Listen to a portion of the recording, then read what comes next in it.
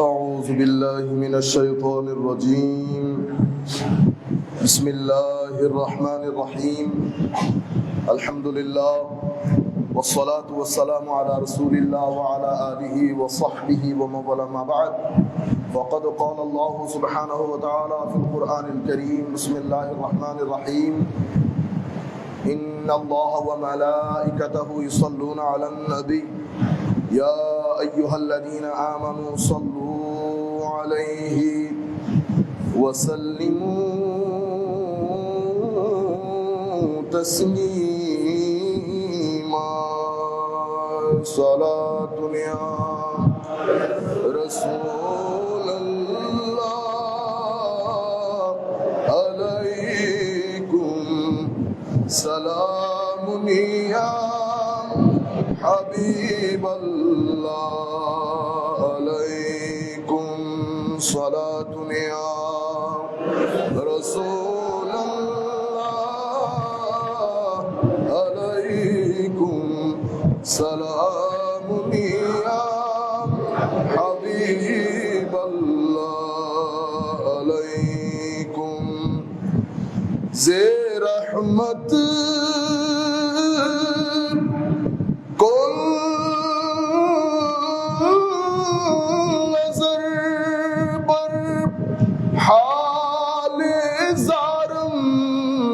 رسول الله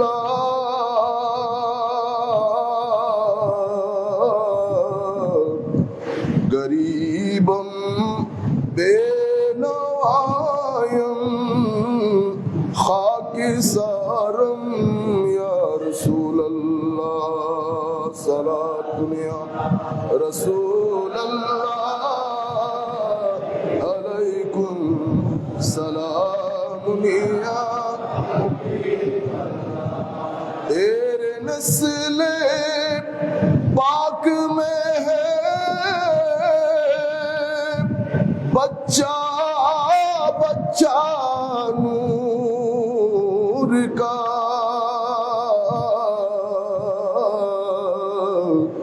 तू है आईने नूर तेरा सब घराना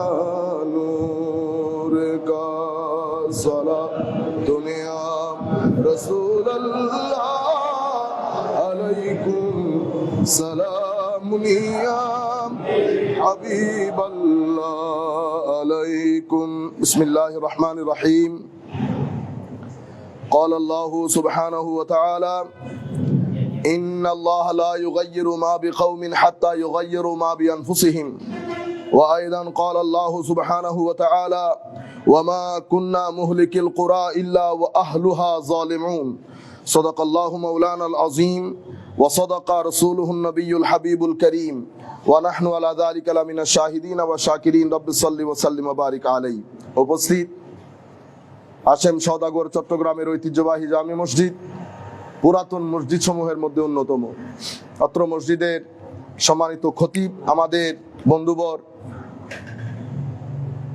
হযরত শেখ মাসুম কামাল আল আজহারি সাহেব মুদ্দাজিল্লুহুল আলী, অত্র মসজিদের সম্মানিত ইমাম খতিব মুয়াজ্জিন যারা যেভাবে মসজিদের খেদমত করছেন, মসজিদের সম্মানিত কমিটি, সম্মানিত মুসল্লিয়ানে কেরাম, ঘরে বসে যে সমস্ত মা বোনেরা শুনছেন, আমরা সকলের প্রতি সশ্রদ্ধ সালাম রাখছি। আসসালামু আলাইকুম ওয়া রাহমাতুল্লাহি তাআলা ওয়া বারাকাতুহু।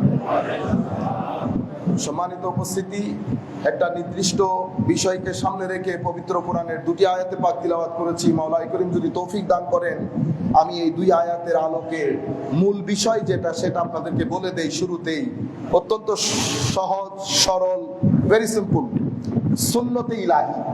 সুন্নতে ইলাহি আরেকটা হচ্ছে সুন্নতে নববী। আমার নবীর সুন্নত আমরা সবাই জানি, কিন্তু আল্লাহরও তো সুন্নত আছে। সেই সুন্নত আমাদের জানা ফরজে আইন, বিশেষ করে বর্তমান প্রজন্ম। মনে রাখবেন, মাওলাই করিম পুরা এই নিজাম পরিচালনার জন্য, পৃথিবী হোক, মানুষ হোক, আসমান হোক, জমিন হোক, ভূমণ্ডল, নবমণ্ডল, সমস্ত জায়গার জন্য আল্লাহ নির্দিষ্ট একটা কানুন বানিয়েছেন, কায়েদা কানুন। সেই কানুনের বাইরে আপনি কোনো কিছু আশা করতে পারবেন না। এটা কখনোই হবে না আপনার বড়ই খেতে দিল চাইবে আপনি আমের গাছ লাগিয়ে দেবেন, অতঃপর আল্লাহর দরবারে দোয়া করবেন, না, আমের গাছ কখনো বড়ই দেবে না। অথবা আপনি চাইবেন আম মিষ্টি হোক, কিন্তু আপনি এমন একটা আমের চারা লাগালেন সেই আমের জাত মিষ্টি আমের না।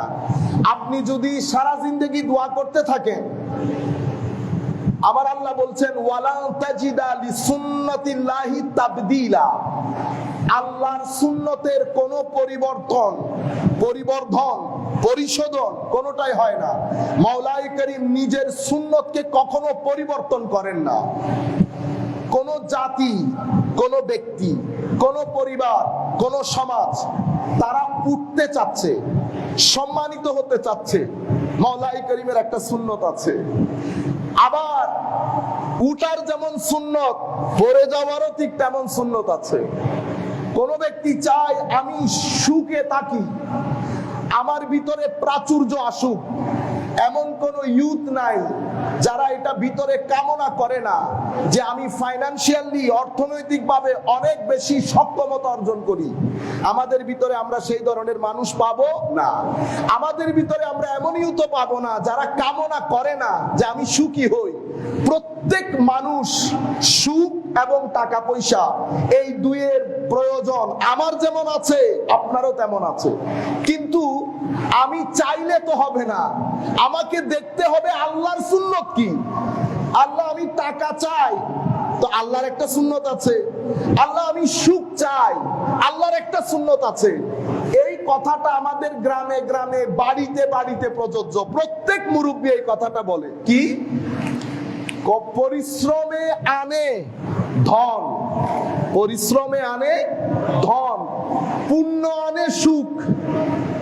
আপনি যতক্ষণ পর্যন্ত ঈমান এবং আমল আপনার ঘরের ভিতরে আপনি জায়গা দেবেন না, সুখ আপনার কাছে আসবে না। সুখ আপনার কাছে, এটা কোরআনের কথা। কিন্তু আমাদের মুরব্বিয়ানে হাজারাত যাদের বয়স 60, 65, 70 বছর, তারা মুখে মুখে এই কথা বলে, পরিশ্রমে আনে ধন, পুণ্য আনে সুখ। এটা আমরা আমাদের পুরানো যুগে আমাদের ফুফুদের মুখে শুনতাম। এটা কোরআনে পাকের আয়াত।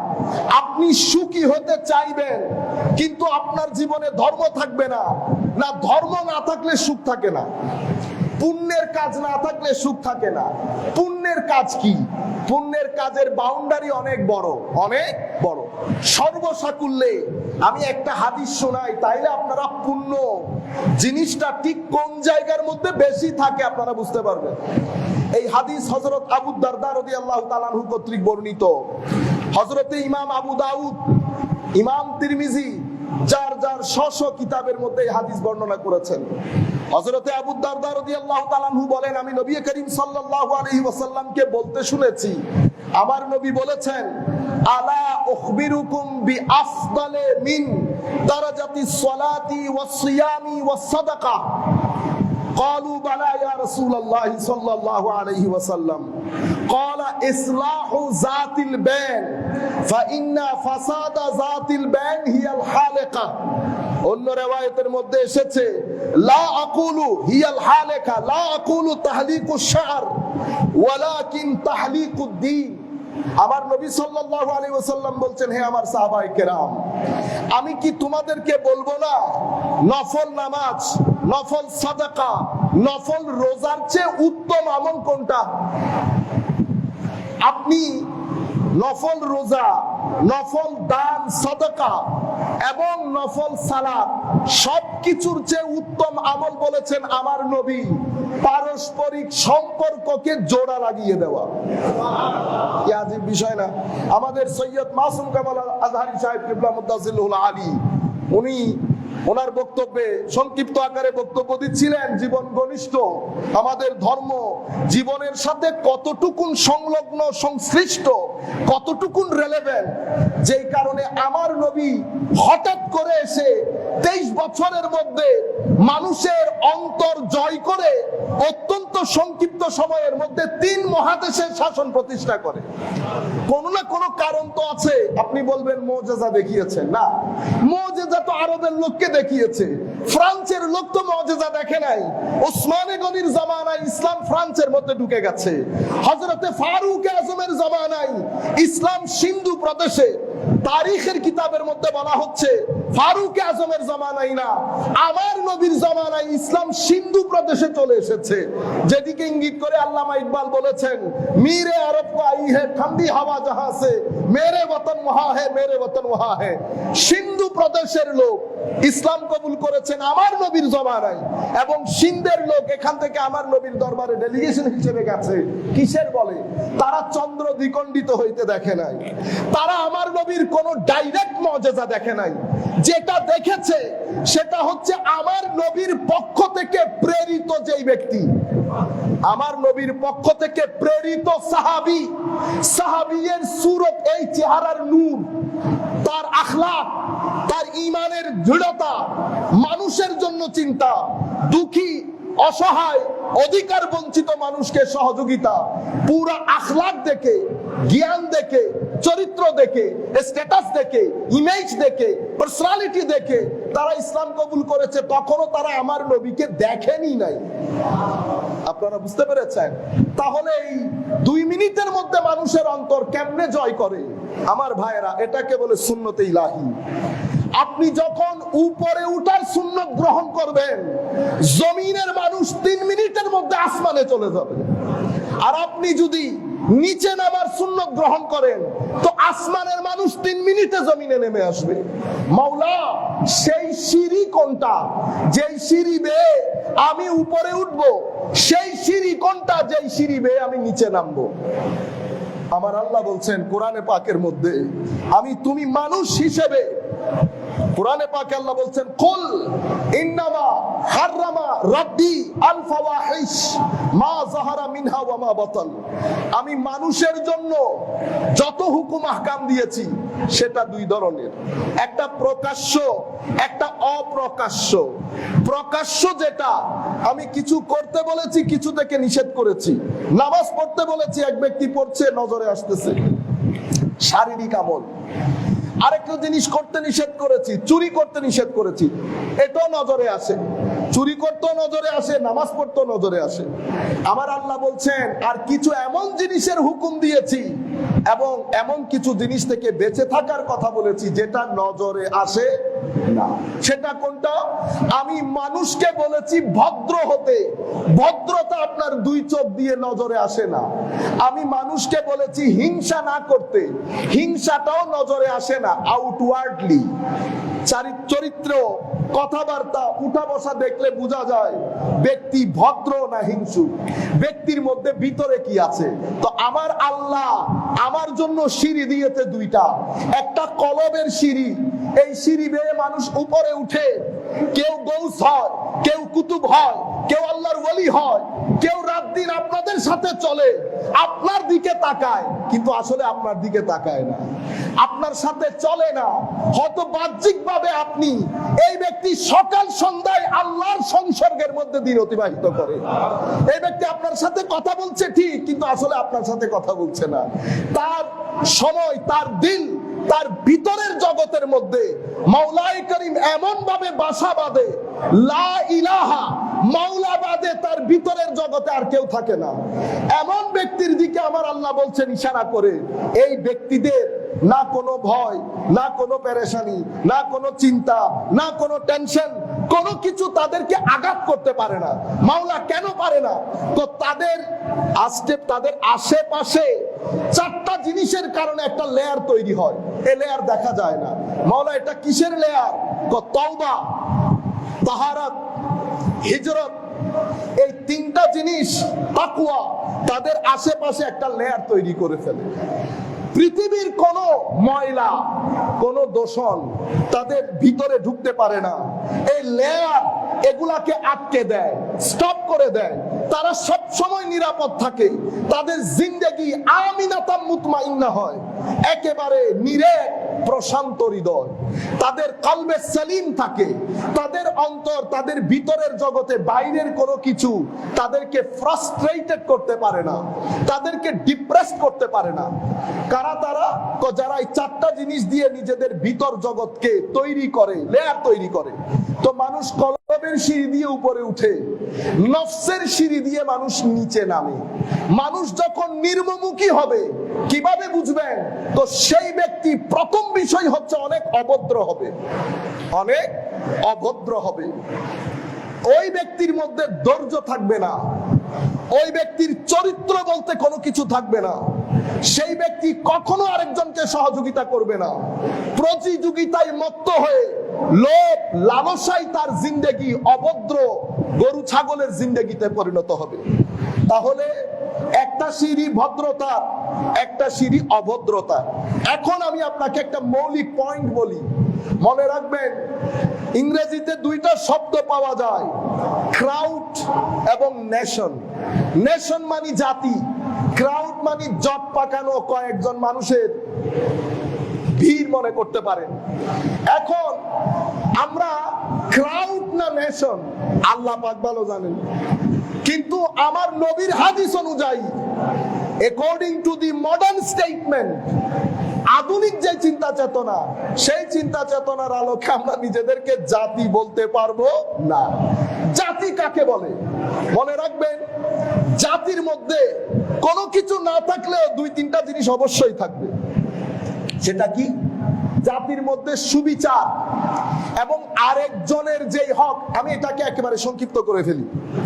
জাতির মধ্যে একটা মূল পয়েন্ট থাকে, আমার অধিকার কি, আমার কর্তব্য কি। আমি আমার কর্তব্য পালন করব, অধিকার ভোগ করব। এটা হচ্ছে একটা জাতির মৌলিক বৈশিষ্ট্য। ক্রাউড কোনটা? ক্রাউড হচ্ছে আপনি যেই কোনো রাষ্ট্রে যেখানে আপনি যাবেন, রাষ্ট্রের মোটরওয়ে যেটা, বিশ্ব রোড যেটা, যেখানে কোন জাতির গাড়ি ঘোড়া অন্য ডিস্ট্রিক্টে যায়, আপনি একটা মোটরওয়েতে বসে বসতে পারবেন। এটা জাতি নাকি ক্রাউড? কিভাবে? আপনি মোটরওয়ের মধ্যে আইন শৃঙ্খলা দেখবেন না, দেখবেন একজন আরেকজনের আগে যাওয়ার জন্য দরকার হলে দুইজনকে মেরে দিচ্ছে, কিন্তু তাকে আগে যেতে হবে। আপনি এভাবে পুরো একটা জাতিকে মূল্যায়ন করতে পারেন। আমি এই পয়েন্টটা, আপনারা দ্বিমত পোষণ করতে পারেন, কিন্তু আমি বিনয়ের সাথে বলবো, আপনারা সভ্য দেশ, আধা সভ্য দেশ, তৃতীয় বিশ্ব, এই তিন বিশ্বে শুধু 3 দিন গিয়ে মোটরওয়েতে আধা ঘন্টা দাঁড়াবেন, আপনি বুঝতে পারবেন জাতি কাকে বলে, ক্রাউড কাকে বলে। সভ্য জাতি মোটরওয়েতে গাড়ি কেমনে চালায়। যেমন আমরা ইংল্যান্ডে থাকাকালীন এক ধরনের, কিন্তু আমাদের এখানে সৌদি আরব, মিডল ইস্ট থেকে যারা আসেন, তাদের দৃষ্টিতে আইন কানুন ওখানে, আইন কানুন ওখানে, ওখানকার মোটরওয়ে অ্যামেজিং বাংলাদেশের তুলনায়। কিন্তু আমি যখন ইংল্যান্ড থেকে সৌদি আরব গেছি, আমার মনে হয়েছে মোটরওয়েতে গাড়ি যারা চালাচ্ছেন তারা ম্যাক্সিমাম অভদ্র মানুষ। এখন আপনি প্রশ্ন করতে পারেন, বাংলাদেশ থেকে গিয়ে আপনার ভদ্র মনে হয়েছে, ইংল্যান্ড থেকে আসে আমার অভদ্র মনে হচ্ছে, কারণ কি? কারণ এই জায়গার মধ্যে ভদ্র মানুষের প্যাটার্ন এক ধরনের হয়। কেন এই ধরনের হয়? মাওলা এই জাতিকে কেন তুলেছেন? কারণ তাদের ভিতরে সভ্যতা আছে, তারা দায়িত্ব বুঝে, কর্তব্য বুঝে, মানুষকে সহযোগিতা করতে পারে, মানুষের অধিকার সচেতনতা আছে। ইয়া রাসূলুল্লাহ, 23 বছরের মধ্যে ক্রাউডকে কেমনে আপনি জাতিতে পরিণত করেছেন? হুজুর, আপনি যখন মক্কার জমিনে দ্বীন প্রচার করছিলেন, সেই মানুষগুলাকে কুল কায়নাত হিউম্যান রাবিশ বলে জানতো। কি বলে? Human rubbish. সেই হিউম্যান রাবিশকে আমার নবী কিভাবে জাতিতে পরিণত করেছেন, সেটারও একটা নিয়ম কানুন আছে না? সেই নিয়ম কানুন হচ্ছে যেই কোনো একটা জাতির উত্থানের সুন্নত। আর সেই নিয়ম কানুন যখন আমি ফেলে দেব, তখন উম্মত অবনতির দিকে আমরা নিজেরা। কারণ মনে রাখবেন, আপনি যতই বলেন, আমাদেরকে শিখানো হয়, আমরা উলামায়ে কেরাম আপনাদেরকে জান্নাতে ঢুকাই দেই, 30,000, 40,000, 50,000 টাকা দিয়ে যখন নিয়ে আসেন, তখন আমরা আমাদের ইউথদেরকে ব্যস্ত ঢুকাই দেই। মনে রাখবেন, জান্নাতে ঢুকারও একটা সুন্নত আছে। যদি এটা এত সস্তা হতো, বদরের যুদ্ধ কায়েম হতো না, আবু বকর সিদ্দিককে আমার নবী এত কষ্ট দিতেন না। দিতেন আবু বকর সিদ্দিক রাদিয়াল্লাহু আনহু, ফারুক আজম, উসমানে গনি, আলী কাররামাল্লাহু ওয়াজহাহুল কারীম, মুসআব ইবনে উমাইরের মতো সাহাবায়ে কেরাম দিন রাত এক করে দিয়েছেন। দিন রাত এক করে দিয়েছেন। কেন? সুন্নত হচ্ছে যার কষ্ট যত বেশি তার দরজা তত উঠছে, তার দরজা তত উঠছে। এখানে পানির মতো না যে বেড়া পার, না, বেড়া পারের কোন কানুন সুন্নতে ইলাহির মধ্যে নাই।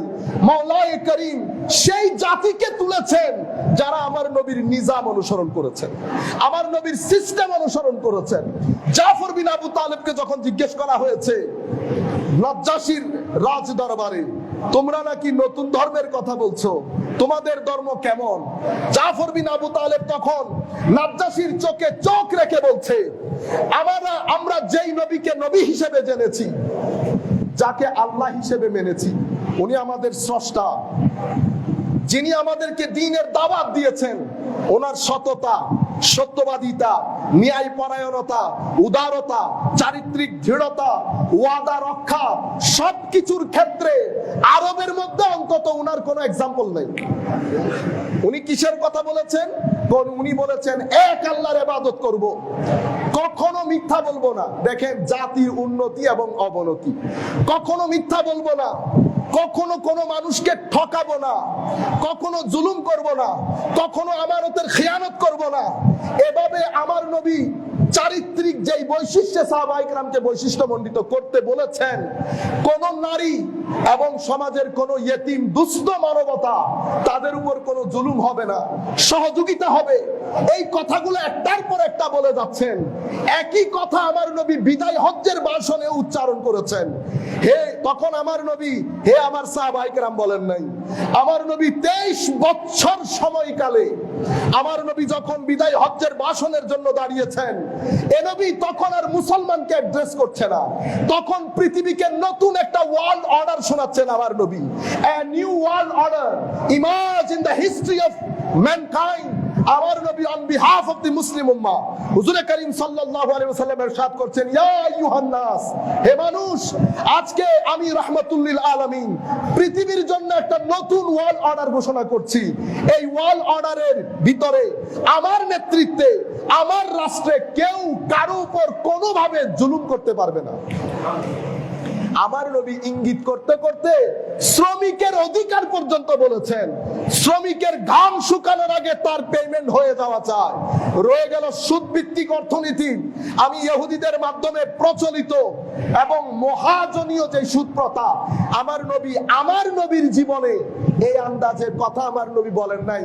আমার দৃষ্টিতে আমি যতটুকুন পড়েছি, হয়তো অন্য বর্ণনায় থাকতে পারে, কিন্তু আমার নবী এই আন্দাজে কথাই প্রথম বলেছেন। আমার নবী বলেছেন, আমি এই মহাজনী সুদ প্রথা আমার পায়ের তলে দিয়ে আমি পিষ্ট করে দিলাম, যেটার মাধ্যমে মানুষের উপর অত্যাচার হয়। আমি আপনাদেরকে বুঝাতে যেটা চাচ্ছি, মূল কথা, একটা ক্রাউড আর একটা জাতিতে পরিণত হবে। জাতিতে পরিণত হওয়ার জন্য মৌলিক কিছু বৈশিষ্ট্য দরকার। ঈমান দরকার, আমল দরকার, সততা দরকার, ভদ্রতা দরকার, নম্রতা দরকার, বিনয় দরকার, জ্ঞান দরকার। আচ্ছা, এগুলা শুধু একটা জাতির উন্নতির জন্য না, ব্যক্তি থেকে পরিবার, পরিবার থেকে সমাজ, সমাজ থেকে রাষ্ট্র। আপনি যদি চান সুখ আসুক, ইউথ যদি চাই সুখী হব, আমার টাকা পয়সা থাকবে, দুইটা জিনিসের কোনো বিকল্প নাই। সুন্নতে ইলাহি হচ্ছে পরিশ্রম ছাড়া ধন আসবে না। পরিশ্রম বাদে ধন যেটা চলে আসে, মনে রাখবেন সেই ধনের মধ্যে গন্ডগোল থাকে, গন্ডগোল থাকে। আমি ইউথকে যেটা বলবো, আমার অন্তরের অন্তঃস্থল থেকে, আমাদের কর্মজীবনে অনেক সুযোগ সুবিধা আসবে, অন্যায়ভাবে আরেকজনের টাকা পকেটে ঢুকিয়ে ফেলা, অনেক সুযোগ সুবিধা। মাওলায়ে করিম আমাকে অনেক সুযোগ দেবেন। ইউথকে আমি বিশেষ করে বলবো, যেই টাকার জন্য আমি ঘাম জড়াইনি, যেই টাকা আমি জানি আমার না, আল্লাহর ইজ্জতের কসম দিয়ে, আমার নবীর কসম দিয়ে আপনাদেরকে বলছি, হাত জোড় করে বলছি, সেই টাকা কখনো পকেটে ঢুকাবেন না। মনে রাখবেন, যেই তারিখে আপনি আপনার পেটে হারাম দেবেন, আমার আল্লাহ তো, আমার নবী বলছে প্রথমে তো 40 দিনের ইবাদতই বরবাদ হয়ে যাবে। ইবাদত তো গেছে, আপনার জিন্দেগিতে দুইটা জিনিস আপনি পাবেন না। একটা হচ্ছে সম্পদের বরকত, আর একটা হচ্ছে শান্তি এবং সুখ। এই দুই জিনিস আপনার জিন্দেগিতে আপনি এগুলার পিছনে পিছনে দৌড়াবেন, এগুলার নাগাল আপনি কখনো পাবেন না। সুন্নতে ইলাহি হচ্ছে পরিশ্রম বাদে সম্পদ মিলে না। সুন্নতে ইলাহি হচ্ছে আমল বাদে, পুণ্যের কাজ বাদে, ভালো কাজ বাদে কখনো আপনার জিন্দেগিতে স্থিরতা, সুখ, স্বাচ্ছন্দ্য আসবে না। মান আমিলা সালিহাম মিন যাকারিন আও উনসা ওয়া হুয়া মুমিন ফালনুহইয়ান্নাহু হায়াতান তাইয়্যিবা দারাবাল্লাহু মাসালান ক্বরিয়াতান কানাত আমিনাতান মুতমাইন্না। পবিত্র কোরআনের মধ্যে আল্লাহ এভাবে বলেছেন, শেষ পর্যন্ত বলছেন, ইন্নাল্লাহা লা ইউগাইয়িরু মা বিকাউমিন হাত্তা ইউগাইয়িরু মা বিআনফুসিহিম। সমস্ত মুফাসসিরিনে কেরাম এই আয়াতের ব্যাখ্যা দিতে গিয়ে বলছেন, মাওলাই করিম আপনাকে দেওয়া নিয়ামত, সেটা সুখ হতে পারে, শান্তি হতে পারে, ভালো একজন স্ত্রী হতে পারে, বাধ্য সন্তান হতে পারে। মাওলাই করিম এক এক ভাবে মানুষকে সুখ স্বাচ্ছন্দ্য দান করেন। আল্লাহ কখনো আপনার থেকে আপনার সুখ স্বাচ্ছন্দ্য কেড়ে নেবেন না, যতক্ষণ পর্যন্ত আপনি নিজ থেকে সেগুলা দূর করতে না চাইবেন। আল্লাহ কখনো আপনার কাছ থেকে কেড়ে নেবেন না। সম্মানিত উপস্থিতি, আল্লাহর সুন্নত হচ্ছে, আপনি যদি এই জায়গার মধ্যে চান যে স্থিরতা থাকুক, এই জায়গার সাথে যার সম্পর্ক, তার সাথে সম্পর্ক জোড়া লাগানোর চেষ্টা করবেন। এই জায়গার সাথে সম্পর্ক এই জায়গার মালিকের। আলা বিযিকরিল্লাহি তাতমাইন্নুল কুলুব। আপনি যতক্ষণ মোবাইলের মাধ্যমে, জাগতিক যাবতীয় আধুনিক ফ্যাসিলিটির মাধ্যমে আপনি মডার্নিস্টিক ওয়ার্ল্ড ভিউ, এই আইডিওলজিকে বিশ্বাস করে এটার উপর ফানা হয়ে যাওয়ার মাধ্যমে আপনি যতক্ষণ পর্যন্ত আপনার ভিতর জগৎকে মাওলাই করিম থেকে দূরে রাখবেন, সুখ আপনার থেকে দূরে থাকবে, স্থিরতা আপনার থেকে দূরে থাকবে, শান্তি আপনার থেকে দূরে থাকবে। আপনি যদি চান আপনি এবং আপনার সন্তানের জীবন শান্তির হোক, সুখের হোক, এই মুহূর্তে আপনাকে যদি আপনি ব্যবস্থা নিতে না পারেন, আমার ছেলে মেয়ের ড্রেস কোড থেকে শুরু করে চিন্তা চেতনা, সময় দেওয়া, মনে রাখবেন আমার সবচেয়ে বড় সম্পদ আমার সন্তান এবং আমার স্ত্রী। টাকা পয়সা আমার জীবনের বড় সম্পদ না, এটা আসবে যাবে, এটা আমি ঘাম জড়াবো, টাকা আমার পকেটে আসবে, কিন্তু একটা জিনিস আমার জীবনের সবচেয়ে বড় সম্পদ, সেটা কোনটা? আমার স্ত্রী, আমার সন্তান সন্ততি। কাজেই আমি যদি আমার সন্তান সন্ততিকে গড়ে তুলতে চাই, আমার নবী আল্লাহর সুন্নত বর্ণনা করেছেন সন্তান সন্ততি গড়ে উঠে কেমনে। আমার নবী বলেছেন তাদেরকে কোরআনের তিলাওয়াত শিখাও, নবীর মহব্বত শিখাও, আলে বাইত রাসূলের মহব্বত শিখাও, সততা, সত্যবাদিতা, ন্যায় পরায়ণতা শিখাও। তাদেরকে 7 বছর বয়স থেকে তাদেরকে নামাজের প্রতি উদ্বুদ্ধ করো এবং তাদেরকে, কোরআন বলছে আল্লাহর যারা নেক বান্দা, ভালো মানুষ, তাদের কাছে নিয়ে যাও। এক কথায় মাজারাতের জিয়ারতে নিয়ে যান। মনে রাখবেন, বৃক্ষ তোমার পরিচয় কি? ফল দেখলে বুঝতে পারবেন, ফল দেখলে বুঝতে পারবেন। আপনি আমাকে বানাইতে বানাইতে যদি গৌস বানাইয়ে ফেলেন, আমি কি গৌস হয়ে যাব? কোনো প্রয়োজন নাই। সমাজের মধ্যে হিংসা ছড়ানো আমরা বন্ধ করি। আমরা এখন ধর্মের নাম দিয়ে, তরিকত তাসাউফের নাম দিয়ে যেই পরিমাণ হিংসা বিদ্বেষের চাষাবাদ করছি, নতুন প্রজন্ম আপনার দিকে আসবে কেন?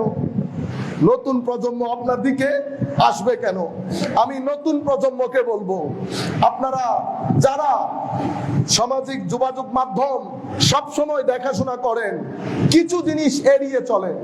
মনে রাখবেন, আমরা মানুষ, আমি আলেম হই, মাদ্রাসায় পড়ি, যেখানে যাই, আল্লাহর সৃষ্টির মধ্যে সমস্ত ব্যক্তি এবং বস্তু দুই ধরনের হয়, হয় ভালো নয় মন্দ, হয় ভালো নয় মন্দ। মাদ্রাসায় পড়লে যে আমি আল্লাহর ওলি হয়ে গেছি সেরকম না। ভালো হওয়া সেটা আলাদা জিনিস, সুহবতের মধ্যে তাসির থাকা সেটা আলাদা জিনিস, সেটার সাথে আপনার ভিতর জগতের সৌন্দর্য জড়িত। মনে রাখবেন, ফতোয়া তিন ধরনের হয়। কয় ধরনের? তিন ধরনের। একটা হচ্ছে নফসানি ফতোয়া, মানে আমার আপনাকে ভালো লাগে না, যেহেতু ভালো লাগে না তো আমি কি করব, আমার কাছে কলমও আছে, খাতও আছে, দিলাম ফতোয়া। এটা উম্মতের 1300 বছরের ইতিহাস। আহমদ ইবনে হাম্বল রাদিয়াল্লাহু তাআলা আনহু ফতোয়া খেয়েছেন, ইমামে আজম জেলে ইন্তেকাল করেছেন, ফতোয়া খান নাই এমন মুফতি, এমন মুহাদ্দিস ইমাম আমাদের ইসলামের ইতিহাসের মধ্যে নেই। কারা দিয়েছেন? ওই দরবার ভিত্তিক কিছু উলামা। আমি কাউকে উঁচুও করতেছি না, কাউকে নিচুও করতেছি না। ফতোয়া হয়েছে, এই ফতোয়াকে বলে নফসানি ফতোয়া, মানে আমি কারো উদ্দেশ্য বাস্তবায়নের জন্য নফসের ধোঁকায় পড়ে একটা ফতোয়া দিয়ে দিলাম। এখানে এলম উদ্দেশ্য না। এটা যে নফসানি ফতোয়া কেমনে বুঝবেন? আপনাকে বুঝতে হবে না। নফসানি ফতোয়া তার দেখা যাবে না, আপনি ফতোয়ার ভাষা শুনলে বুঝতে পারবেন যিনি লিখেছেন উনি আর যাই হোক আলেমে রব্বানি হতে পারে না। কেমনে? ফতোয়ার লাইনে লাইনে আপনি যখন হিংসুক হবেন, আপনার জবানের প্রত্যেকটা কথা এবং শব্দ বক্র হবে। কি হবে? বক্র। গালিগালাজ থাকবে, দলিলের চেয়ে গালি থাকবে বেশি, এবং এই দলিলের মাধ্যমে এটা প্রমাণ হচ্ছে না, কিন্তু আমি এটাকে জোর করে প্রমাণ করে দিচ্ছি, আপনি পড়লে বুঝতে পারবেন। প্রত্যেকটা শব্দের মধ্যে হিংস্রতা থাকবে, প্রত্যেকটা শব্দের মধ্যে গালিগালাজ থাকবে, প্রত্যেকটা শব্দের মধ্যে বক্রতা থাকবে, প্রত্যেকটা শব্দের মধ্যে আরেকজনকে ছোট করা থাকবে। বুঝতে পারবেন এই ফতোয়া হিংসা থেকে এসেছে, এলম থেকে আসে নাই। আরেকটা ফতোয়া হচ্ছে সিয়াসি ফতোয়া। উম্মতে মুসলিমার তারিখের মধ্যে এটা ভরপুর। রাজনৈতিক উদ্দেশ্য সাধন করার জন্য, আরেকজনকে দমানোর জন্য। তো কি করব? উম্মতে মুসলিমা ধর্মপ্রেমী, আমাদের হাতে কৌশল আছে, কি? ফতোয়া লাগিয়ে দাও। এটা রাজনৈতিক ফতোয়া। আরেকটা ফতোয়া এলমি, একাডেমিক। একাডেমিক ফতোয়া কারা দেবে? তো যারা ফতোয়া দেওয়ার যোগ্য। ফতোয়া দেওয়ার যোগ্য কারা এবং বর্তমানে কয়জন আছেন? পুরা বাংলাদেশের মধ্যে আমার মনে হয় না 5-6 জন আছেন। পুরা বাংলাদেশের মধ্যে যারা ফতোয়া দিতে পারবে এমন মানুষের সংখ্যা 5-6 জন আছে কিনা সন্দেহ। আপনারা বুঝতে পেরেছেন? আরেকটা জিনিস মনে রাখবেন, তাসাউফ এবং তরিকত এটা কোনো দেখানোর নামও না, এটা কোনো বলার নামও না। এটা একটা শিক্ষা, একটা দীক্ষা, একটা মূলনীতি, যেটার মাধ্যমে মানুষ নিজের কলবের সিঁড়িটাকে পরিষ্কার করে উপরে উঠার যেই নিয়ম নীতি সেটা শিক্ষা করে, আর নিচে যাওয়ার যেই সিঁড়ি সেটাকে ভেঙে দেওয়ার চেষ্টা করে। বাইরে কাউকে দেখানোর বিষয় না। তো মুরিদ যিনি, মুরিদ কাকে বলে? হুজুর ইমাম গৌসুল আজম আব্দুল কাদের জিলানী রাদিয়াল্লাহু আনহু মুরিদের সংজ্ঞা দিয়েছেন। মুরিদ কে? মুরিদ সেই ব্যক্তি, আমি শুধু ওনার একটা কথা বলি পুরা সংজ্ঞার মধ্যে, যে ব্যক্তি নিজের ভিতরের জগৎকে পরিষ্কার করেছে। তো ভিতরের জগতে যখন পরিষ্কার হয়, আপনি কি করে বুঝবেন এই ব্যক্তির ভিতরের জগৎ পরিষ্কার হয়েছে? যখন ভিতরের জগৎ পরিষ্কার হয়, পঞ্চ ইন্দ্রিয় তখন কন্ট্রোল হয়ে যায়। পঞ্চ ইন্দ্রিয় কি? চোখ।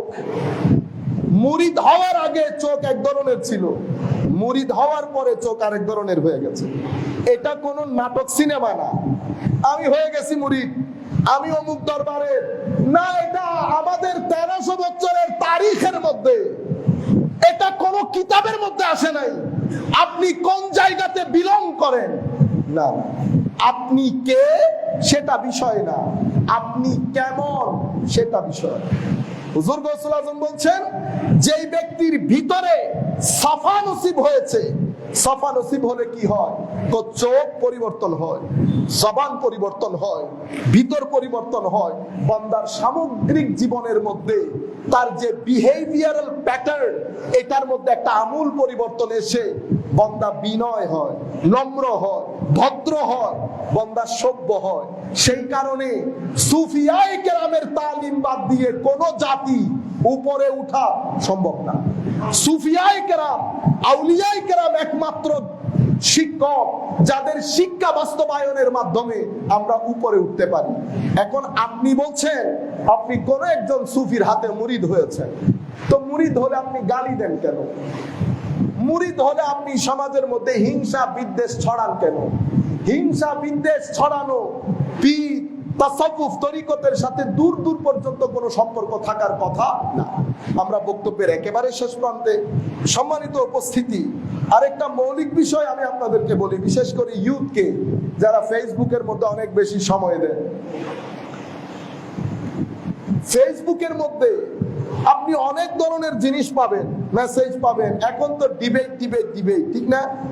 আপনারা জানেন না ডিবেটের কথা? যারা জানেন একটু হাত তুলেন তো, আমি একটু বয়সগুলা দেখি। আল্লাহর মেহেরবানি, আমি তাইলে এখনো ঠিক আছি। আমি আমার ভাইদেরকে বলেছি আপনাদের ডিবেট সম্পর্কে বাংলাদেশের 95% মানুষ জানেই না। সুতরাং আমি এটাকে অ্যাড্রেসও করতে চাই না, মনে রাখবেন কিছু ইস্যু এমন আছে যেগুলো আমার উঠার জন্য কোনো প্রয়োজন নাই, কিন্তু নামার জন্য প্রয়োজন আছে। আমি আপনাদেরকে বলবো নামার ইস্যুগুলা ছেড়ে দেন, উঠার ইস্যু কোনগুলা সেগুলা চেক করেন। আমার ভাই, সময় দ্রুত গতিতে ফুরিয়ে যাচ্ছে। আমি আমার গত 2-3 বছরের লাইফ প্যাটার্ন দেখি, আমার ব্যক্তি জীবনের মধ্যে কোনো পরিবর্তন এসেছে, আমার মুখের মধ্যে, জবানের মধ্যে সততা, সত্যবাদিতা এসেছে কিনা, খৌফে খুদা আমার ভিতরে কতটুকু এসেছে। মনে রাখবেন, ওয়াজ তাকরীর, এই ওয়াজ তাকরীরের মাধ্যমে, শিক্ষার মাধ্যমে দুটা জিনিস যায়। আমি আপনাদেরকে আগেও বলেছি, তালিম এবং তরবিয়ত। আমাদের ওয়াজগুলা যদি শুধু তালিম কেন্দ্রিক হয়, তাহলে আমার মনে হবে এত ওয়াজ না করাই ভালো। ওয়াজ হইতে হবে তালিম এবং তরবিয়ত কেন্দ্রিক। কেন? কারণ আমাদের ইউথের এখন সবচেয়ে বেশি প্রয়োজন তরবিয়ত। তরবিয়ত কেমনে দেয়? আমার নবী কেমনে দিতেন? এই জন্য নবীর শিক্ষা ব্যবস্থা, যেটা শিক্ষক হিসেবে এসেছেন, তো আমার নবীর শিক্ষা ব্যবস্থার মধ্যে শুধু তালিম জড়িত না, তরবিয়ত জড়িত। তালিম মানে আমি যা জেনেছি আপনাকে জানালাম, তরবিয়ত মানে আমি আপনার ব্যক্তি চরিত্র পরিবর্তন করে দিলাম। তরবিয়তের মাধ্যমে চরিত্র পরিবর্তন হয়, তালিমের মাধ্যমে জ্ঞান বাড়ে, জ্ঞানের মাধ্যমে একটা জাতি জ্ঞানী হয়, সভ্য হয় না। তরবিয়ত ছাড়া জাতি সভ্য হতে পারে না। আমি যেই হাদিস শুরু করেছিলাম, আমার নবী বলেছেন পারস্পরিক সম্পর্কগুলা জোড়া লাগিয়ে দাও। পারস্পরিক সম্পর্ক জোড়া লাগানো, নফল নামাজ, নফল রোজা, নফল সাদকার চেয়ে আমার নবী উত্তম বলেছেন। হুজুরে করিম সাল্লাল্লাহু আলাইহি ওয়াসাল্লাম ইরশাদ করছেন, তোমরা জানো পারস্পরিক সম্পর্ক নষ্ট হওয়া, সেটাকে আমার নবী বলেছেন ধর্ম বিনাশ হওয়া। ইয়া রাসূলুল্লাহ, পারস্পরিক সম্পর্ক নষ্ট হলে ধর্ম বিনাশ হবে কেন?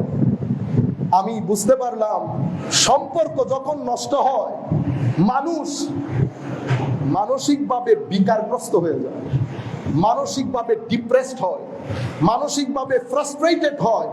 আপনার সাথে আপনার ভাইয়ের, চাচাতো ভাইয়ের, মামাতো ভাই, খালাতো ভাই, সামাজিক মানুষজনের সম্পর্ক যখন নষ্ট হবে, অটোমেটিক্যালি একটা মানসিক চাপ আপনি অনুভব করবেন। সেই মানসিক চাপ আপনার ভিতর জগৎকে আস্তে আস্তে আস্তে লক করে ফেলবে। আপনি হাসতে পারবেন না। আস্তে আস্তে সোসাইটি আমরা থেকে আমিতে পরিণত হবে।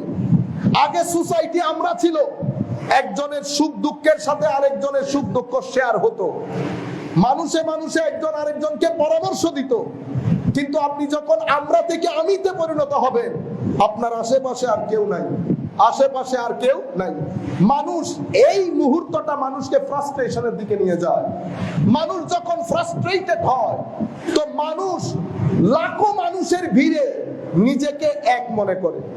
সে আর মানুষজনের সঙ্গ তার আর ভালো লাগে না, স্ত্রীর সঙ্গ তার আর ভালো লাগে না, ছেলে মেয়ের সঙ্গ তার আর ভালো লাগে না। এক পর্যায়ে সে নিজেকে পৃথিবীতে, সে মনে করে সে অর্থহীন একজন মানুষ। এই পরিস্থিতি তাকে আত্মহত্যার দিকে ঠেলে দেয়। শুরু হয়েছে কোত্থেকে? সম্পর্ক নষ্ট থেকে। আমার নবী এই কারণে পারস্পরিক সম্পর্ককে অনেক গুরুত্ব দিয়েছেন। আমার নবী সাল্লাল্লাহু আলাইহি ওয়াসাল্লাম হাদিসে পাকের মধ্যে আরো ইরশাদ করছেন, এই হাদিস ইমাম আবু দাউদ বর্ণনা করছেন, قال রাসূলুল্লাহ সাল্লাল্লাহু আলাইহি ওয়াসাল্লাম মা মিন ইমরিইন ইয়াখযুলু ইমরাআন মুসলিমা ফি মাওদিইন তুনতাহাকু ফীহি হুরমাতুহু ওয়া ইউনতাকাসু ফীহি মিন ইরদিহি ইল্লা খাযালাহু আল্লাহু ফি মাওতিনিন ইউহিব্বু ফীহি নুসরাতুহু। আমার নবী বলছেন, এক মুসলমান ভাইকে অপমানিত করা হচ্ছে, অপদস্থ করা হচ্ছে, তার জান হুমকির সম্মুখীন হয়েছে, আমার সামর্থ্য ছিল তাকে রক্ষা করা, আমি তাকে রক্ষা করিনি। আমার আল্লাহর সুন্নত হচ্ছে, আপনি যখন সমস্যায় পড়বেন, আপনি যখন আল্লাহ আল্লাহ আল্লাহ আল্লাহ বলতে থাকবেন, আমার আল্লাহ বলছে তখন আমি তোমার জবাব আর দেব না। কেন মাওলা এটা কেন করবেন? তো সুন্নতে ইলাহি হচ্ছে, আমার সহযোগিতা চাইলে আমার বান্দাকে সহযোগিতা করবে, এটা সুন্নতে ইলাহি। এখন আমি ডানেও যেতে হচ্ছে না, বামেও যেতে হচ্ছে না, কাউকে প্রশ্ন করতে হচ্ছে না। আমি যদি আল্লাহ সহযোগিতা চাই, আমাকে মানুষকে সহযোগিতা করতে হবে। আল্লাহর ওয়ালিরা যা বলতেন তা কেন হয়ে যেত? খাজা মাইনুদ্দিন চিশতি হাসান সানজারি রাদিয়াল্লাহু তাআলা আনহু যেমন করে চেয়েছেন, আল্লাহ হাসানকে সেভাবে সম্মানিত করেছেন, সহযোগিতা করেছেন। কেন? কারণ বান্দাকে রাত দিন এক করে দিয়েছেন সহযোগিতা করতে করতে, বান্দাকে আল্লাহমুখী করতে করতে, বান্দার পেটে খাদ্য যাচ্ছে কিনা সেটার খবর নিতে নিতে। যতই বান্দার খবর নেবেন, আল্লাহ আপনার খবর নেবেন, এটা সুন্নতে ইলাহি।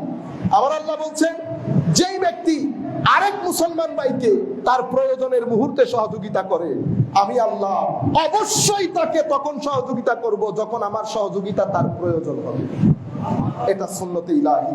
আমার নবী বলছেন, এই যে তাবৎ শিক্ষা, এই শিক্ষা আমাদেরকে কেন দিলে? আমরা কেন জানি দুনিয়া এবং আখিরাত দুইটাকে আলাদা আলাদা করে ফেলেছি। মসজিদ, কবর, হাসর এটা আলাদা, আমার ব্যক্তি জীবন আলাদা। আমার আল্লাহ আলাদা করেন নাই, আমার নবীও আলাদা করেন নাই। আমার প্রত্যেকটা কথা, প্রত্যেকটা কাজ, প্রত্যেকটা চাহনি, হাতের ব্যবহার, এটা হয় আপনার ভিতরে নূর ডালবে, নতুবা আপনার ভিতর জগৎকে অন্ধকার করবে। সুন্নতে ইলাহি হচ্ছে আল্লাহর দেওয়া এই জিনিসগুলা, হাত, চোখ, নাক, মুখ, এগুলা যদি আপনি রংলি ইউজ করেন, সুন্নতে ইলাহি হচ্ছে ভিতর জগৎ অন্ধকার হবে। আর আল্লাহর সুন্নত হচ্ছে ভিতরের জগৎ যখন আপনি অন্ধকার করে ফেলবেন, সামগ্রিকভাবে আপনার রাষ্ট্র থেকে শান্তি চলে যাবে। সামগ্রিকভাবে আপনাকে যারা পরিচালনা করবেন, মাওলাই করিম জমিনের এমন এমন ব্যক্তিকে আপনার পরিচালনার দায়িত্ব দিয়ে দেবেন, যারা পরিচালনা করুক আপনি নিজেও চান না। সেই কারণে আমার আল্লাহ কোরআনে পাকের মধ্যে বলছে, সুন্নতে ইলাহি হচ্ছে আল্লাহ ততক্ষণ কোন রাষ্ট্রকে ধ্বংস করেন না, কোন ব্যক্তিকে ধ্বংস করেন না, যতক্ষণ পর্যন্ত তারা জুলুম না করে। আমি প্রত্যেক ব্যক্তি, আমরা নিজেরা নিজেদের দিকে তাকায় আমরা জুলুম করি কিনা। আমার ব্যবসা বাণিজ্য, আমার ওয়াজ তকরির, আবার আপনারা মনে করিয়েন না শুধু সাধারণ মানুষ জুলুম করে। আমি ওয়াজ করতে এসে আপনাকে ট্র্যাপে ফেলে দিলাম, আমি ডিমান্ড করলাম এত এত লাগবে, সময় নাই, 8টা 9টার সময় আসিল, মানুষ আসে না নাই না দেখার বিষয় না, তাইলে আপনি আমাকে ট্র্যাপে ফেলে দিচ্ছেন না। সুন্নতে ইলাহি হচ্ছে সেই কারণে ওয়াজ তকরীরের অভাব নাই, কিন্তু আমরা ভিতর থেকে সেই খাদ্য আমাদের নসিব হচ্ছে না। আপনারা আমরা বলি হুজুর এখনকার উলামা এখন আর হুজুরে নেই লেখা, তা হইতিও অনে যাইলে অনুরুজুরও। আপনি দুইটা ব্যক্তির মাধ্যমে একটা জাতি, ক্রাউড না নেশন, এটা মাপতে পারবেন। সেই জাতির জ্ঞানী সম্প্রদায়, সেই জাতির নেতা সম্প্রদায়, এই দুই সম্প্রদায়ের মাধ্যমে আপনি বুঝতে পারবেন তারা ক্রাউড না নেশন। আমার নবী সাল্লাল্লাহু আলাইহি ওয়াসাল্লাম সাহাবায়ে কেরামের রাষ্ট্রপ্রধান ছিলেন। এবার তখনকার জমানা আপনি খেয়াল করেন, পরবর্তী এই জমানার মধ্যেও যদি আমরা ঘুরে দাঁড়াতে চাই, সুন্নতে ইলাহির মধ্যে আসতে হবে। সুন্নতে ইলাহি হচ্ছে সম্মান এবং সুখ, পরিশ্রম এবং আমলের মধ্যে। পরিশ্রম এবং আমল ছাড়া না সুখ মিলে না শান্তি মিলে। শুধু পরিশ্রম, দিন নাই, টাকা পাবেন, শান্তি পাবেন না। শুধু আমল আছে, পরিশ্রম নাই, শান্তি পাবেন, ধন পাবেন না। দুইটা একসাথে হবে, ধনও আসবে, শান্তিও আসবে। ওয়া মা আলাইনা ইল্লাল বালাগুল মুবিন। আসসালামু আলাইকুম ওয়া রাহমাতুল্লাহি তাআলা ওয়া বারাকাতুহু।